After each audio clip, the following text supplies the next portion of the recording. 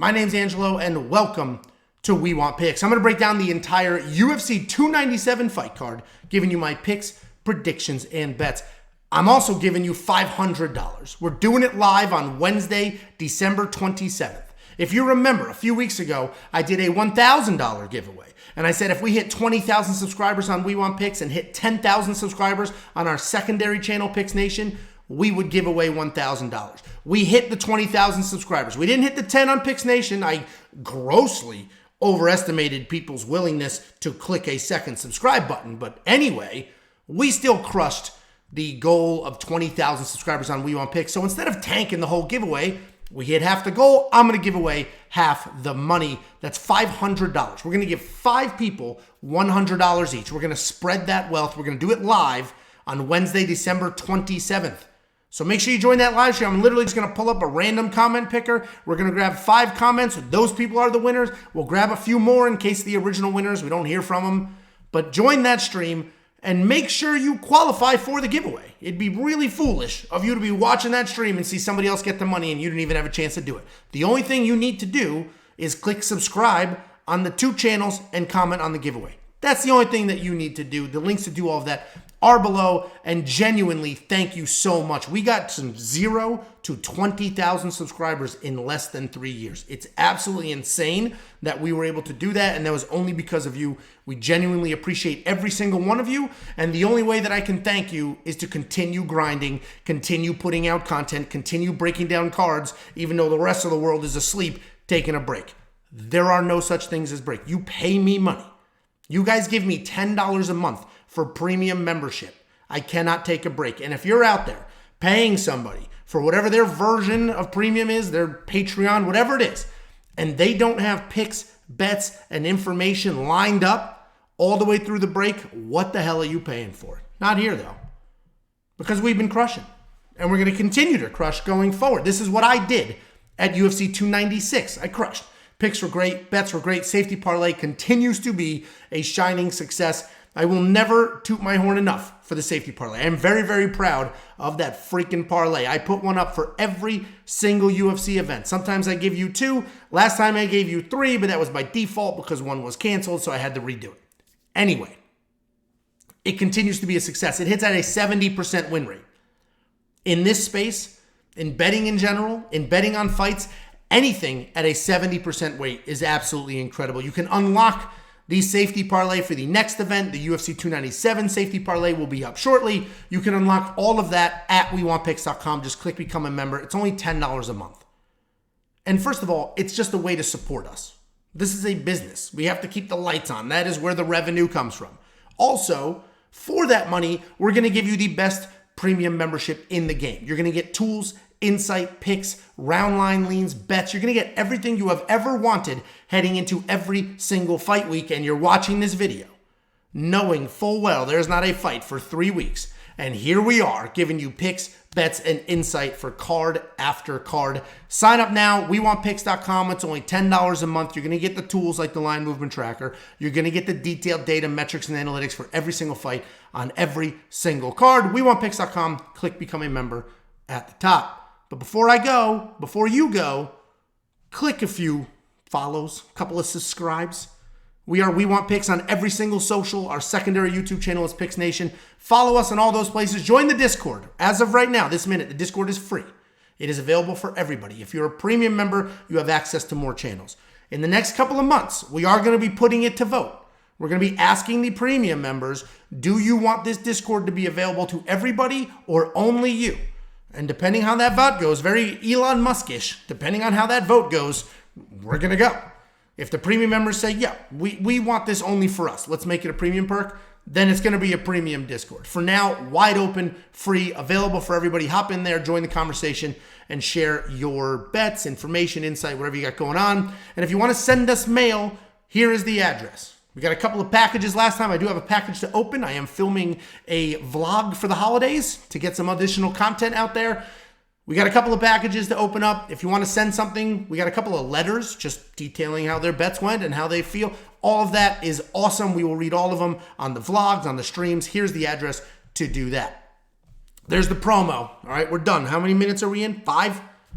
Let's go ahead and break down these fights. Opening up The UFC 297 fight card, we have Jasmine Jasudavicius taking on Priscila Cachoeira. Jasmine Jasudavicius. We love her here. I've picked her in almost every single fight. I picked her to beat Tracy Cortez. I was wrong, but that was a close fight. She's a wrestler. She likes to come forward. She pushes a pace. She's got some decent striking, but she will always work towards those takedowns. She's got solid clinch work where she's going to control the body, throw heavy knees, and then work a takedown from there. She's a very accomplished wrestler with credentials. She's wrestled long before her MMA career, and she takes all those skills into the cage. She has a pretty good entry. Her takedowns are solid. And if it's a bad entry, her hips are good enough to win the scramble, end up on top. She's coming off that close loss to Tracy Cortez where she did win those wrestling exchanges, but the volume striking was the difference. She's taking on Priscila Cachoeira. She's a powerful striker. She's got heavy pressure. She throws heavy punches. She has very real power for this division, but she can be knockout or bust. If you look at the stats, you're going to notice Priscila Cachoeira has a 4-7 striking differential. That first number is how many strikes she's hitting her opponent with. The second number is how many strikes she's getting hit with. That is not a good ratio. She has hit almost twice as much as she hits her opponent. She gets lit up, but she is a bully fighter. She's typically not the more skilled fighter in the cage, but she's physical, she's got good pressure, and she could grind out these wins. This is going to be a wild comparison because the things that these women have accomplished are nowhere near the same, but she's similar to a Jessica Andrade. Right? Never the more technical fighter, but always the brooder, the tougher, the stronger, the powerful, they're going to come forward and sort of grind. Very similar style, just hasn't accomplished nearly as much as a Jessica has. She's coming off the submission loss to Miranda Maverick. This is a pretty simple breakdown. If you can take Priscila down, you can beat Priscila. Jasmine can take her down, and Jasmine will beat her. She is a minus 350 favorite. And I think those odds are actually pretty favorable. I think Jasmine Jasudavicius wins this fight almost every single time. We know she's tough. We know she can take a shot. So I don't see Priscila knocking her out. I don't think she's going to get submitted. So I think she's going to come forward, wrestle, grind, and break Priscila Cachoeira the exact same way Miranda Maverick did. So Jasmine Jasudavicius is the clear pick, and I think she's safe to parlay. Then we have Charles Air Jourdain taking on Sean Woodson. Let's not forget, I should open with this, but let's not forget that this card is a Canada card. They're going to Toronto. It's a Canada card. They're going to make some stuff happen. So there's going to be a lot of favorable matchups for the Canadians here.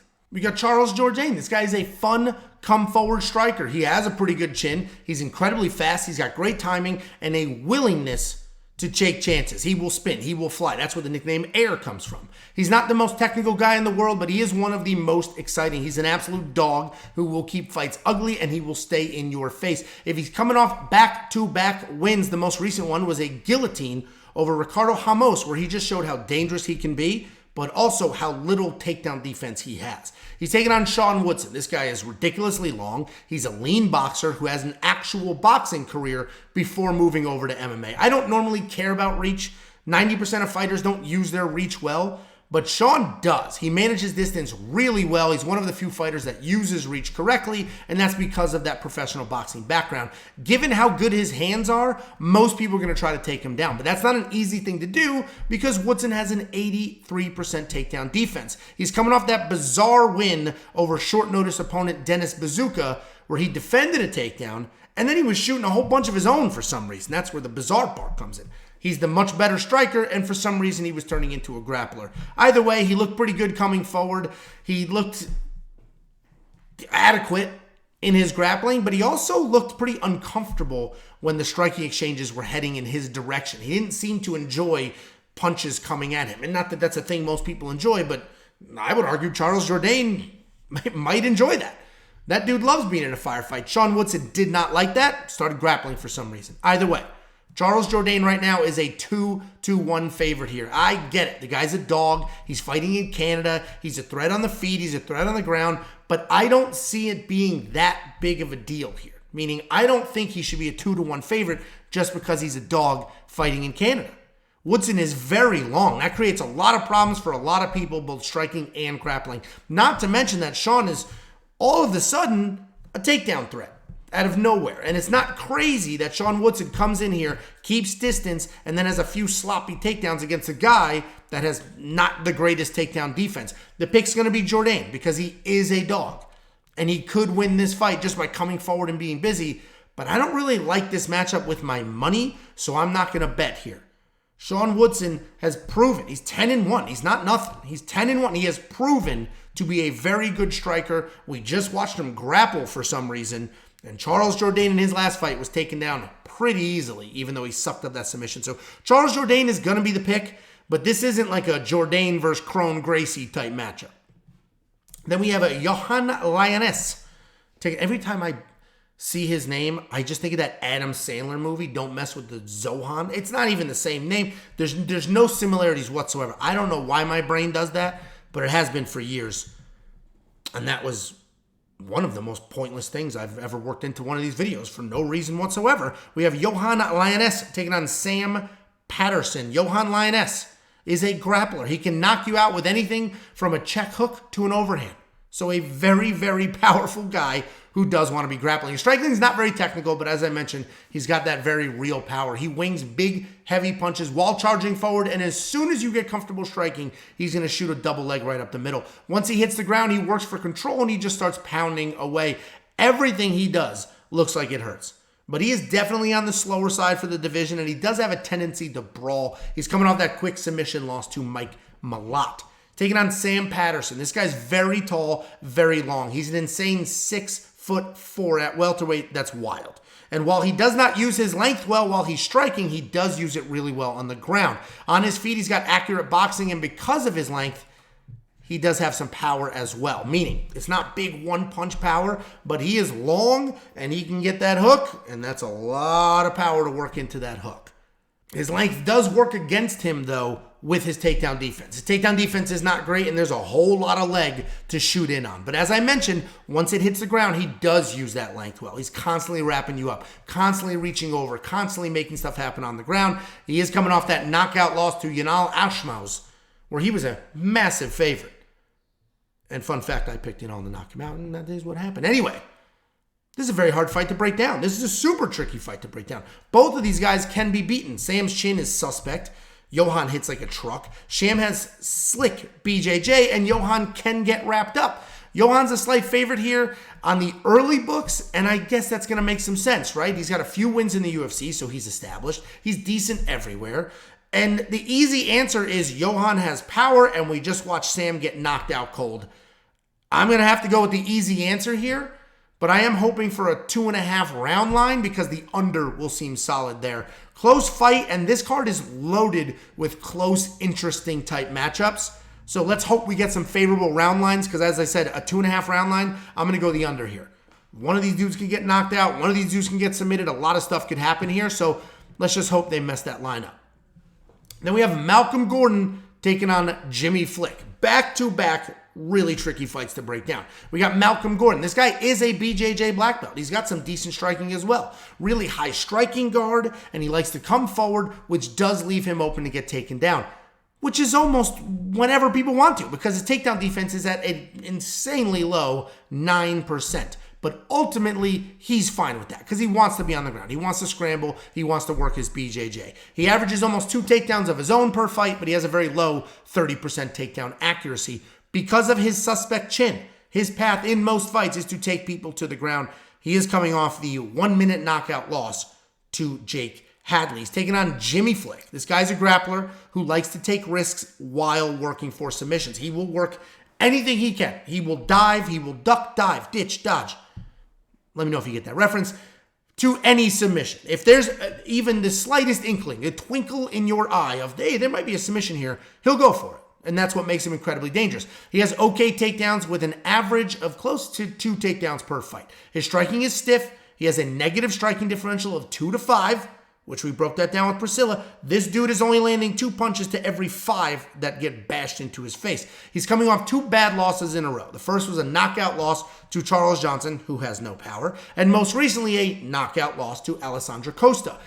Essentially, before he had a 2-year layoff, this guy was a dangerous grappler who could strike long enough to get it to the ground. But since that 2-year layoff, he's been chinny, he's been slow, and he cannot seem to find his footing. But this is a close fight, and I have flip-flopped on this multiple times. These guys are almost carbon copies of each other. Both of them are chinny grapplers who have terrible takedown defense and mediocre takedown offense. I think Flick is going to be the more dangerous grappler. Gordon is probably the more dangerous striker. Gordon's UFC losses are better than Flick's in name, right? Knockouts by Hadley, Sumaderji, Amir Albazi, and a submission to Makayev. All pretty quality losses.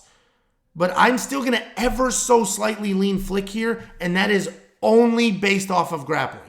If Flick is able to get past Gordon's incredible 9% takedown defense, I'm going to have to assume he's got a pretty good advantage on the ground. This fight could be over in 1 minute. Both of their last fights were over in 1 minute. This could be as well. This could also be a sloppy 3-round mess. This is a weird fight. Malcolm Gordon's the Canadian. I'm assuming they're like, listen, if he can beat anybody on the roster, it's going to be Jimmy Flick. So that's what they've done here. I'm going to pick Flick by like this much, and literally only because of the dangerous grappling, but this guy hasn't been able to do anything since that layoff.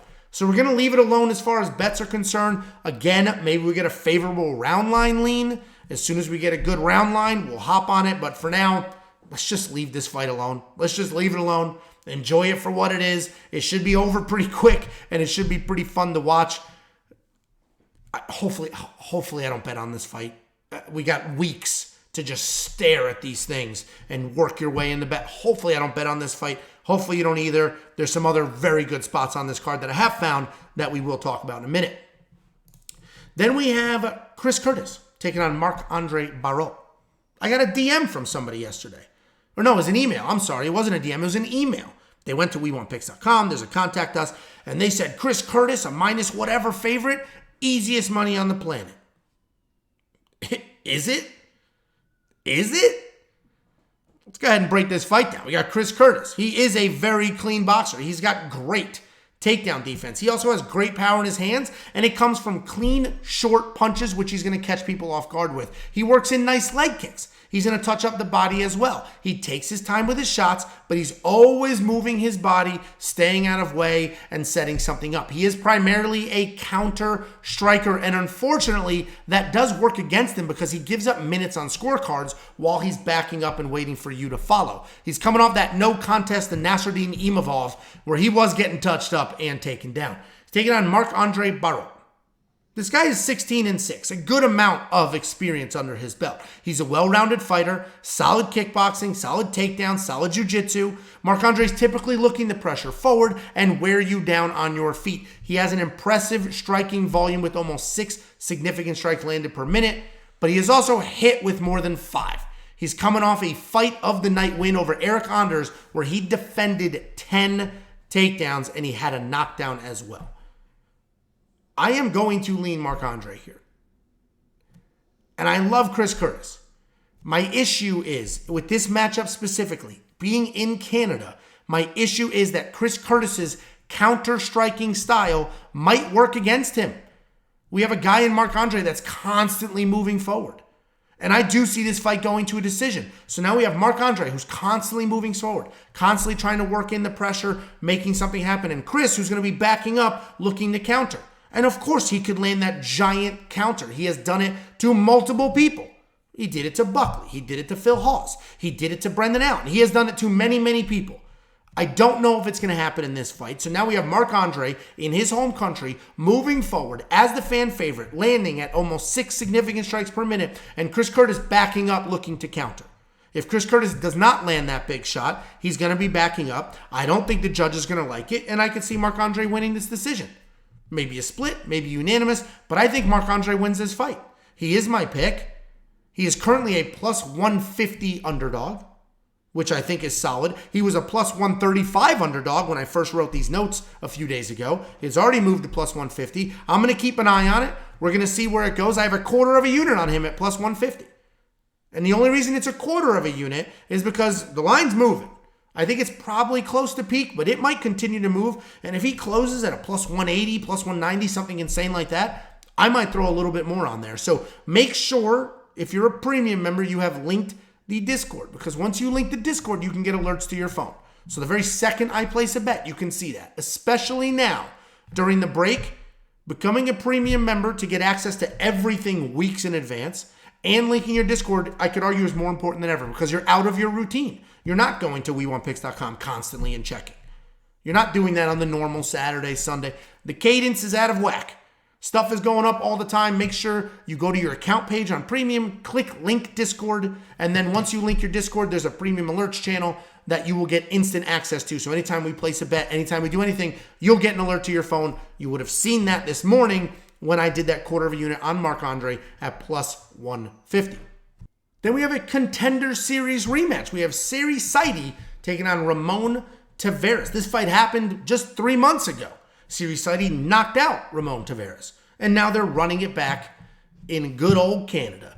Sidey is a tall, long striker. He can grapple as well. He's a powerful guy who, despite being so tall and long, he doesn't really use that range on his feet. He likes to plot forward. He wants to keep that jab in your face and then throw big when he sees an opening. He can be taken down and he can get his legs lit up, but even when he is taken down, he is solid enough in BJJ, long enough physically to pull things off, make things happen. He's taking on Ramon Taveras. This guy's a powerful striker. He keeps his hands low, and that protects him from takedowns, and then he likes to counter-strike on his way in. He does have incredible power. He is very fast. Like, his hands are fast. He stands southpaw, and he sends this power left with incredible speed. He does a great job mixing in shots to the body and to the head while also pumping a jab. His takedown defense is just okay, but he's got a decent enough get-up game if he is taken down.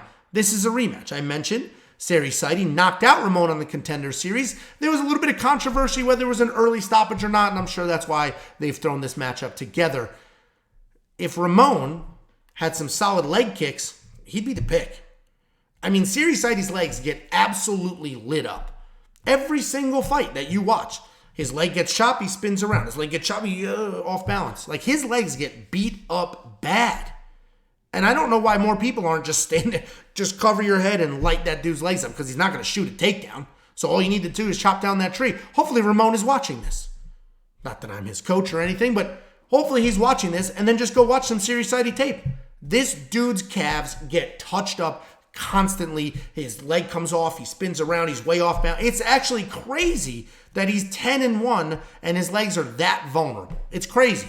He does have power. He is long. He already dropped Ramon in their last fight. I mean, you can say early stoppage, but it got there because the dude dropped him. I mean, he blasted him, dropped him, had him rocked. It wasn't early stoppage like they're just staying there and the referee stopped. So Sidey is dangerous. He's proven that. Ramon Taveras is dangerous. The only reason I'm not picking Ramon is because I have not seen in any of his fights where he's blasting somebody's legs. I think that's the path to beat Sidey. If you're going to stand up, you're going to try to make it a regular kickboxing match, you're not going to the legs, you're just going to the head and the body, he's proven that he can beat you doing that. He already beat you doing that. So Sidey's going to be the pick.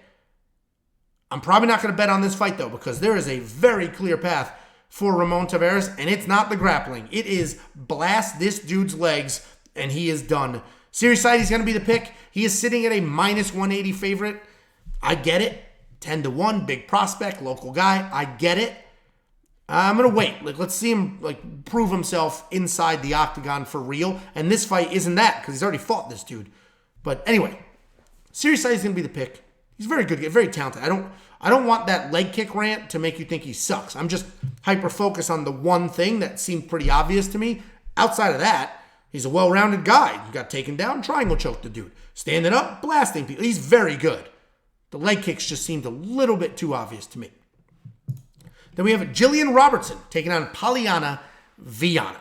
A couple of grapplers here, one a little bit more dangerous than the other, but both of them very dangerous. Gillian Robertson is a grappler. I'm not going to say BJJ nerd because she'll shoot takedowns. She's not a nerd, but she is purely a grappler. She's averaging a little over 2 takedowns per fight, and she has 9 submission wins. In fact, that is the most finishes in women's flyweight history. She has the record for the UFC's women's flyweight division for finishes.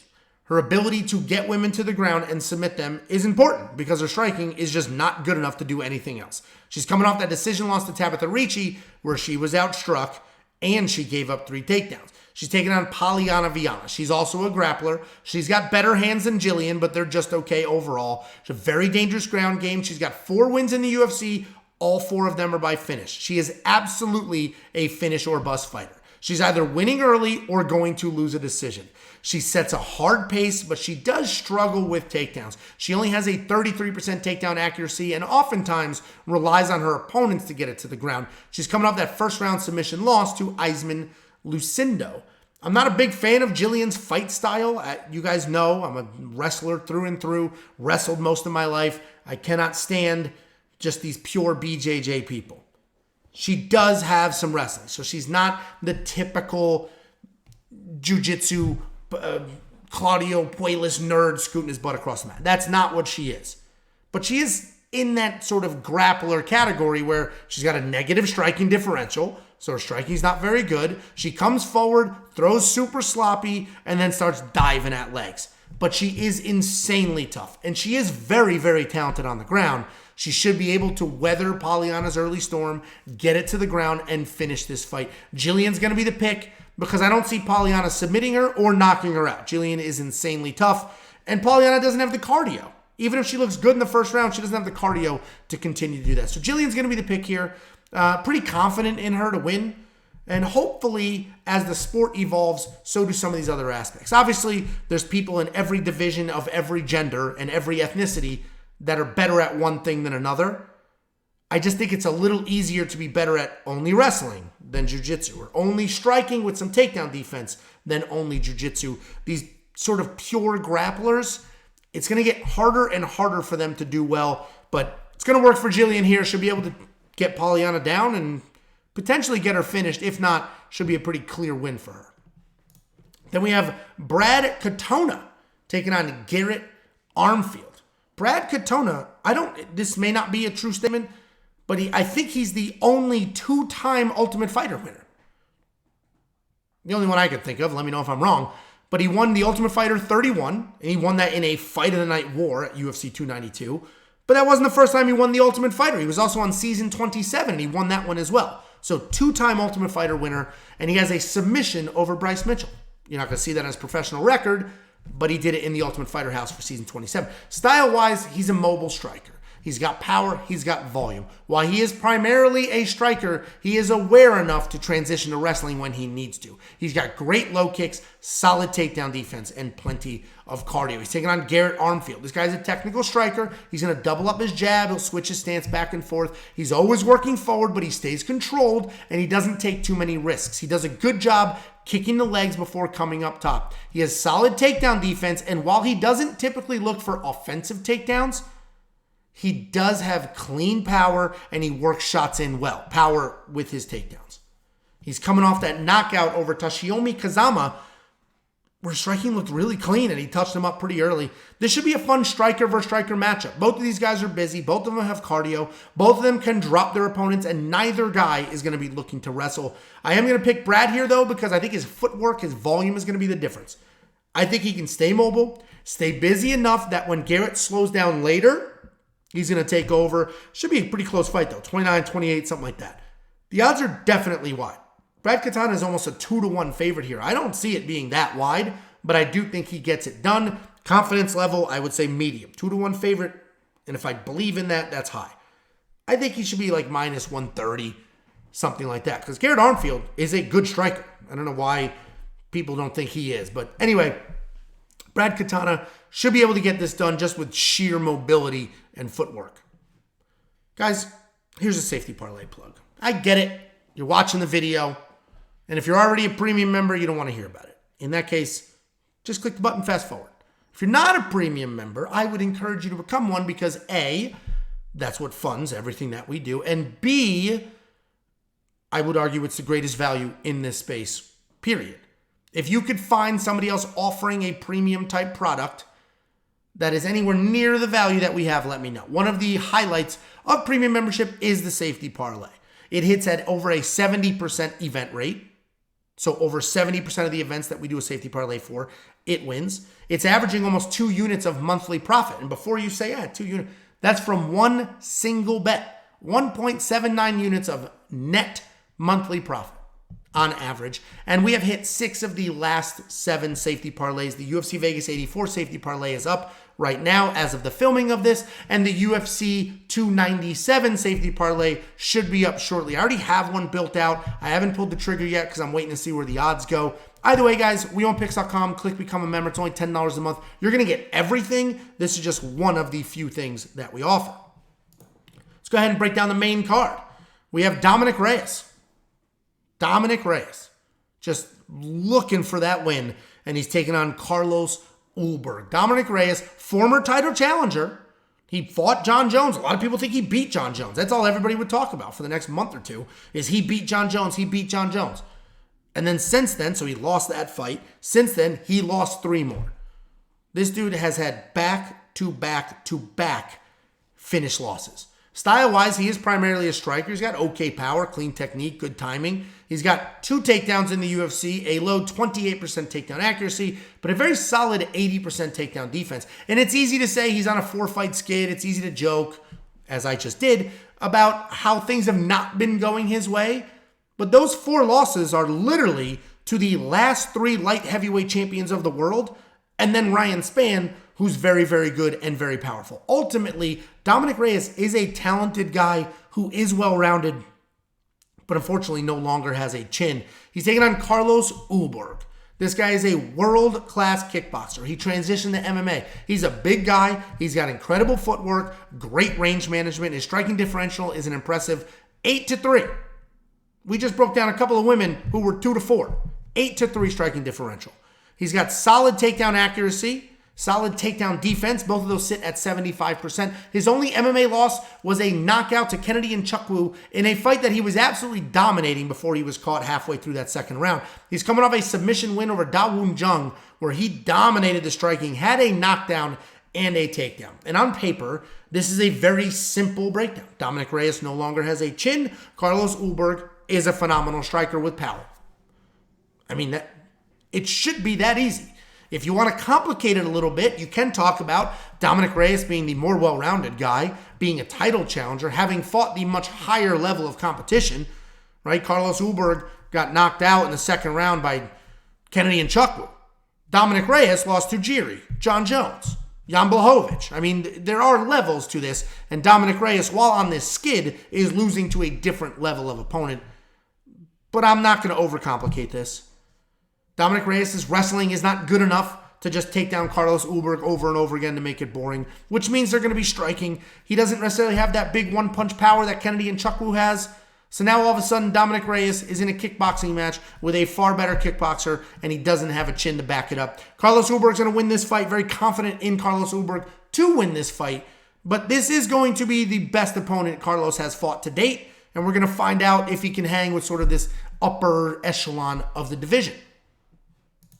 Then we have Neil Magny taking on Mike Malott. Mike Malott always finds himself on these Canada. Actually, him and Jasmine always end up on these Canada cards together, and they usually deliver, especially on these Canada cards. Anyway, we got Neil Magny. This guy's incredibly well-rounded.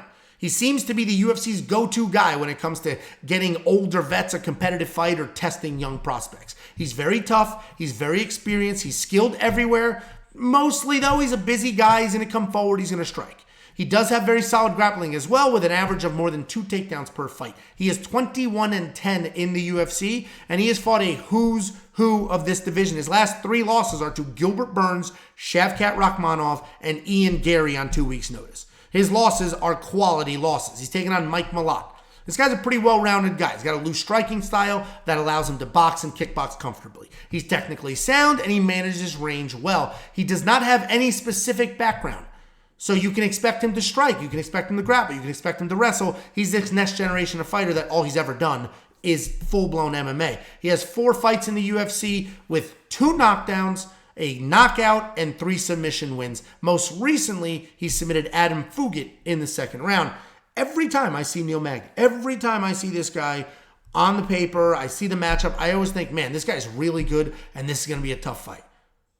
And you know what? When he beat Anthony Pettis, when he beat Robbie Lawler, when he beat Jeff Neal, that was a very true statement. But these last couple of years have not looked great. He's an aging vet at this point. Even in his win over Daniel Rodriguez, he did not look good at all. His win over Phil Rowe, he did not look good at all. And those wins were more about his opponents doing the wrong things than it was about him doing the right things. He really just won that on veteran toughness and savvy. He was not the better fighter, did not look good in either one of those wins. And that's what makes this tricky, though, because Neal is good. He has all the tools. But this is going to have to be a Mike Malott pick. This is the matchup in Canada for a reason. The UFC knows what they're doing. He's a young prospect. They're saying, go out here. Here's a tough vet. Here's a guy with some really credible wins. Let's see how good you are, but it should be safe enough that you do okay. Neil Magny is not a dangerous guy. We don't have to worry about a one-punch knockout. Certainly a guillotine could happen, but I think Mike Malott can come forward, can wrestle, can make this happen. I don't think he's going to make the mistakes that Phil Rowe was making. The mistakes Phil Rowe was making in that fight were just insane. I don't think Mike Malott's going to make those mistakes. I think we can trust him, even though he is a young guy. I think we can trust him to come forward, stay busy, wrestle, do the right things. The one and only thing that concerns me is anytime you get one of these young, hyped-up prospects that are just finishing. Who knows, man? Neal is tough, and if all of a sudden Neal's staying tough, hanging out, we're in the third round, Mike can be excited. That worries me a little bit if this fight goes, but Mike Malott should win this fight. All the respect in the world to Neil Magny, but I think the UFC put him in this matchup for a reason. Then we have the featured fight of the evening. We got Arnold Allen taking on Movsar Evloev. Arnold Allen's a very good striker. He likes coming forward. He has an upright stance, and that helps protect him when he is outside of range, but then he comes lunging in with power. He's got nice footwork, solid hand speed. He mixes in takedowns really well. He's got a few sneaky submissions, right? We saw that in his UFC debut. His takedown defense has evolved over the years, and it sits solidly at 76%. He has not been taken down once since 2018. He has defended 15 takedowns in that time span. He's coming off that main event loss to Max Holloway, which was a very typical Max Holloway fight. He pieced up Arnold Allen, just pieced him up with incredible volume. He's taking on Movsar Evloev. This guy is a killer.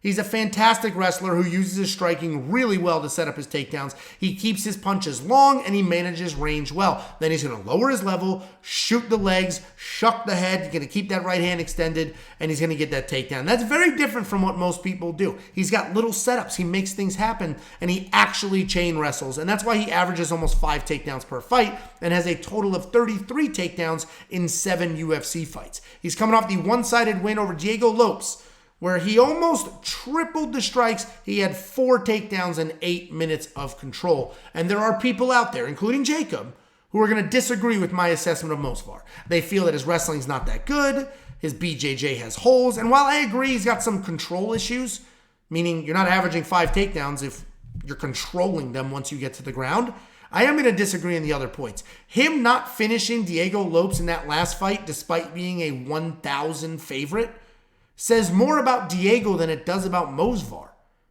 A lot of people talk about, as soon as Diego Lopes didn't get finished by Movsar Evloev on short notice, everybody thought Diego was amazing, which turns out he is very good, and that Movsar sucks. I'm going to reel that one back in. I think Movsar is still very, very good. He's just not dangerous. He's never been dangerous. That's not who he is. This guy is a wet blanket. He's a very effective guy who's going to get takedowns, lay on top, you're going to stand up, he's going to take you down again. If you think Arnold Allen defends the takedowns, he is your pick all day. 10 out of 7 days, that guy is your pick. I don't think he's going to defend all the takedowns. I think he's going to be backing up. I think he's going to get taken down. And I think Movsar Evloev wins this fight.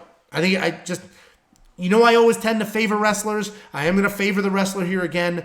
Over 2.5 is probably the safest bet you could have here. I don't think Arnold's going to knock out Movsar. While he's a very good, effective striker, Movsar is pretty tough, and Arnold Allen's not knocking everybody's head off. So I think over 2.5 is the way to go. Either Movsar is going to wet blanket his way to a decision, or he's not going to get all the takedowns he wants. Arnold Allen will squeak something out and make something happen. Let's wait for those round lines, and when we hit them, hopefully that over is not juiced. And make sure you go to your account page on Premium, click link Discord, so that when we do place all of these prop bets, you'll get them instantly on your phone. Just go to WeWantPicks.com, click Become a Member if you're not a member. If you are a member, click on your account page.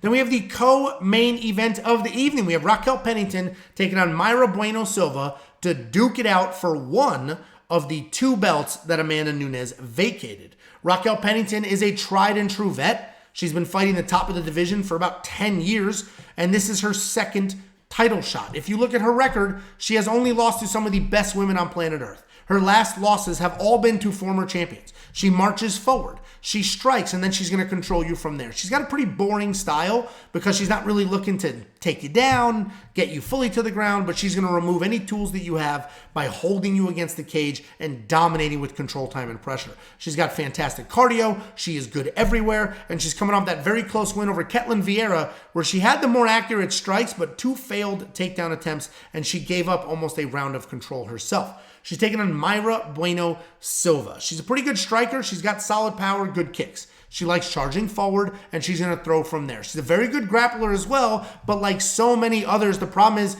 she doesn't have very good wrestling. So even if she wants to get it to the ground, she might not be able to. She's one of the more dangerous women in the division, especially on the ground. She's coming off that main event win over Holly Holm, where she was being pressured, held against the cage. It looked like she was probably going to lose a decision, and then she pulled off that choke to start the second round. That was overturned, though. She had Ritalin in her system. Ritalin, if you don't know, the ADHD drug. I think it's just her Ritalin because she has ADHD, and she didn't get off it fast enough or didn't disclose it or whatever it is, and they overturned that win.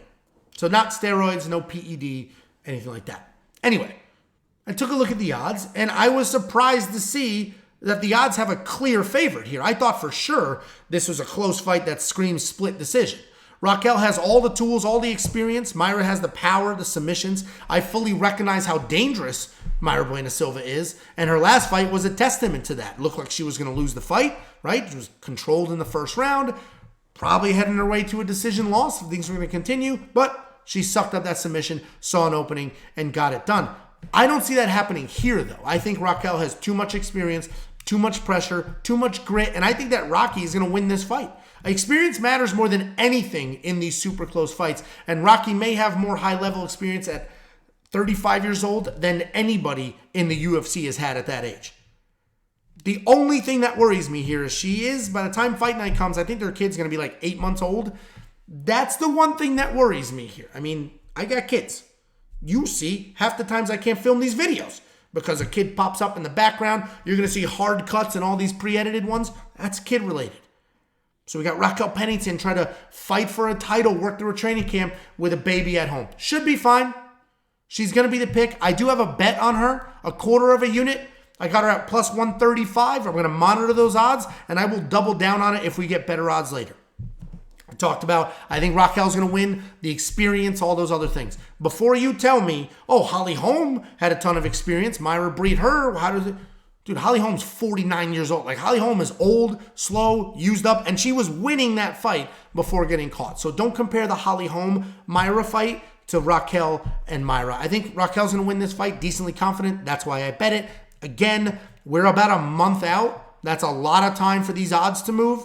I'm going to keep monitoring them, and if we get lucky enough for Raquel to become a bigger and bigger underdog, I will double down on that bet. That's why I kept it at a quarter of a unit, so I have some flexibility later to double down and make it a half or even a whole if we're going to get some better odds.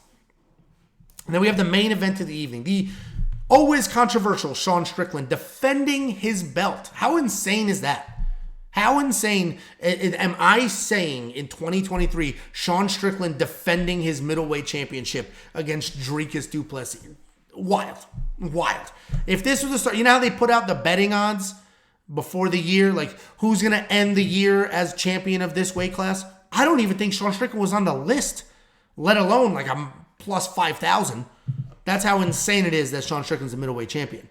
But it's not luck. He didn't luck his way into it. This guy earned that belt. He's a blue-collar striker. He weaseled his way into that title fight, but once he got there, he dominated and he won that belt.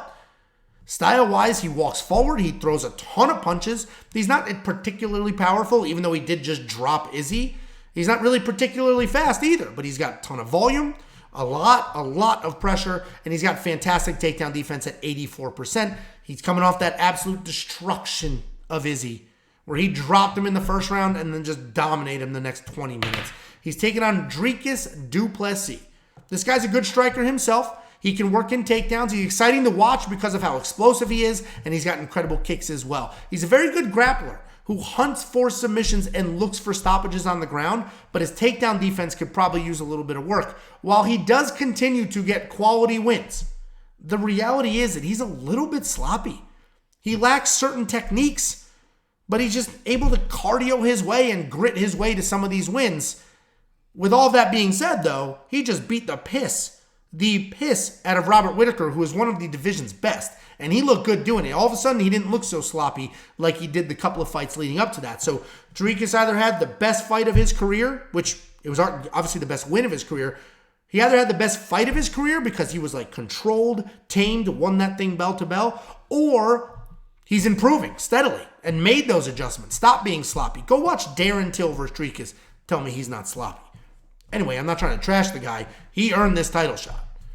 And they're hyping it up with the fight in the stands and everything else. But anyway, this is intriguing. And I am positive that no matter what side I'm about to be on, the comment sections are 100% going to be in the opposite direction. If I say Sean Strickland wins this fight, everybody in the comment, you're an idiot. Boom, boom, boom. Dricus. If I say Dricus wins this fight, you're an idiot. Sean. And that's just the nature of breaking down fights. Everybody's a comment section genius. Everybody's just waiting there on Saturday night with their comment already typed out. Their fighter loses, they just delete it and hide in the woods. Nobody mattered. And if they win, send. I'm the best. A bunch of emojis. What's up now?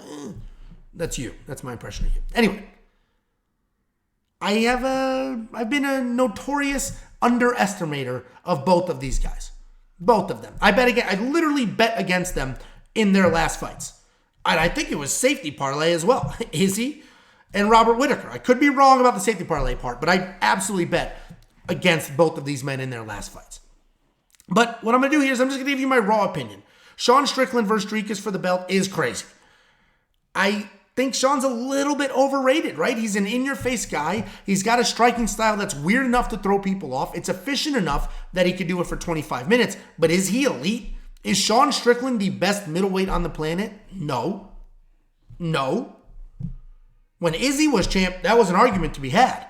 Now, there's no way Sean Strickland is the best middleweight on the planet. There's just no way. Is Dricus du Plessis the best middleweight on the planet? No. Up until his last fight, he was sloppy, he was erratic. So I'm a bit stuck here. On one hand, I think Dricus can come forward, maybe find that chin or get some takedowns, but he might gas. I don't know what the hell he's going to do in 25 minutes. We've seen him previously have cardio issues in 15. We know for a fact that Strickland can stand perfectly straight up in the air, throw a million punches for an hour and a half without getting tired. Dricus, in my mind, is probably the better, more dangerous all-around fighter. The only reason I'm questioning him to win here is because of the cardio, but I'm still going to pick Dricus. Just something about this guy, I continue to pick against him, I continue to underestimate him, and he continues to just pull these things off. Sean Strickland has proven, time and time again, how tough he is, how good he is, how durable he is, how complicated his striking can be for other people. But the reality is, he's just here, throwing one punch at a time, moving the shoulders. And if it works, he's going to make you look stupid, just like he did to Izzy. But if it doesn't work, there's not a backup plan. There's not something else to go to. Where Dricus can go all in on the grappling, can go all in on the head hunting. My only concern is Dricus' cardio. I think Dricus can win this fight. He's going to be the pick, but we have a full month between filming this video and when this fight happens, and I may flip by then, because even while breaking this down, I was going through Sean Strickland's record, and I was trying to look for those losses that would just validate everything I'm about to say, and I'm like, shit, man, he does have a lot of good wins. And it's like even the Jared Cannonier loss, that was arguably a win. So I'm going through, and I'm like, damn. So Sean Strickland is very, very good, even though I don't think he's the best middleweight on this planet. Let me know in the comments if you think that's enough. And I know I'm going to get ripped and whatever. You don't agree with me, so I'm an idiot. Right? I get how that works. But I am curious. Do you guys genuinely think Sean Strickland is the best middleweight on the planet? That's what this belt is supposed to represent. I think the now Bellator PFL merger, they may have some of the best middleweights on the planet. I would have argued it was Robert Whittaker, but Dricus knocked him out. So I don't know if the best middleweight on the planet is in the UFC. But we'll find out. Let me know your picks in the comments, guys. That is the very early breakdown. Do me a favor, become a premium member. It's only $10 a month, and it's far more than just a list of some Patreon bets. You're going to get tools, insight, information. You're going to get detailed data, metrics, and analytics. You're going to get the line movement tracker. You're going to get more than just me and Jakey Boy. We have the MMA Minute with 30,000 TikTok followers giving you picks, bets, round line leans. You're going to get Running Mouth MMA. There are 3 of them. Oh, this is not 3. This is 3. There are 3 of them on that show giving you picks, bets, round line leans. You're going to get Artem breaking down far more than just UFC. You're going to get the pick doctor. He has built an AI, picking fights based solely off of historical data, guys. All of that and so much more, only $10 a month. WeWantPicks.com. Click Become a Member. Thank you so much for the support. And the only way I can thank you is week in and week out. Every Sunday, you're going to get a video just like this.